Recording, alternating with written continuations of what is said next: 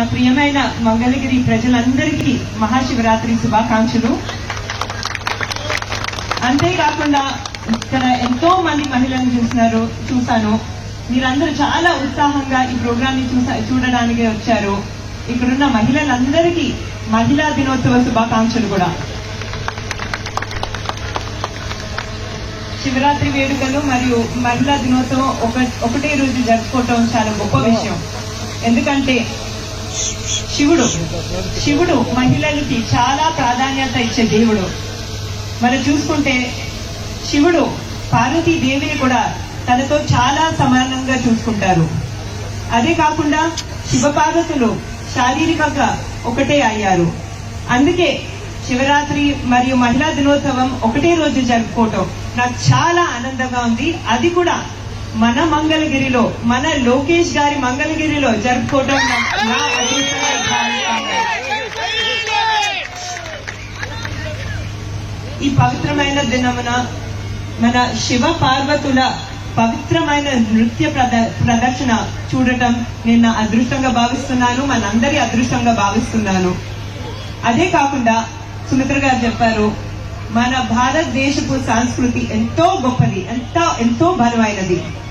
కానీ రోజు రోజుకి చాలా మంది మన సంస్కృతి గురించి, మన కళల గురించి మర్చిపోతున్నారు. నేను చాలా అదృష్టవంతురాలుగా పెరిగాను. నేను చిన్నప్పుడు నాన్నగారితో పాటు మా తాతగారు, మీ అందరి అన్నగారు నందమూరి తారక రామారావు గారి సినిమాని చూస్తూ మన సంస్కృతి గురించి, మన పౌరాణికాల గురించి ఎంతో కొంత నేర్చుకున్నాను. కానీ కొన్ని సంవత్సరాల్లో మన పిల్లలకి, మన మనవలకి మన సంస్కృతి గురించి, మన కళల గురించి ఎంత తెలుస్తుందో నాకే తెలీదు. నాకు చాలా భయం వేస్తుంది. ఈ నేపథ్యంలో పరంపర ఫౌండేషన్ వాళ్ళు మన సంస్కృతిని రక్షించడానికి చాలా కృషి చేస్తున్నారు. వాళ్ళు స్వచ్ఛందంగా ముందుకొచ్చి వేరే ప్రోగ్రామ్స్ ఉన్నా క్యాన్సిల్ చేసుకుని మన మంగళగిరిలో శివరాత్రి వేడుకల్లో పాల్గొన్నారు. దానికి నా ధన్యవాదములు. అదే కాకుండా త్రికాయ ఫౌండేషన్ వారు ఇంత బిజీగా ఉన్నా కూడా వాళ్ళ సూపర్ డాన్సెస్ తో, వాళ్ళ పెర్ఫార్మెన్స్ లో వాళ్ళ శివపార్వతుల రోల్స్ ని ఎలా జీవించారో మీరే చూశారు. వాళ్ళు ఇక్కడ వచ్చినందుకు, ఇంత బాగా పెర్ఫార్మ్ చేసినందుకు, అదే కాకుండా ఈ ఎక్సలెంట్ స్టేజ్ లైటింగ్ అన్నిటినీ సెటప్ చేసిన ఆర్గనైజర్స్ అందరికీ నా కృతజ్ఞతలు.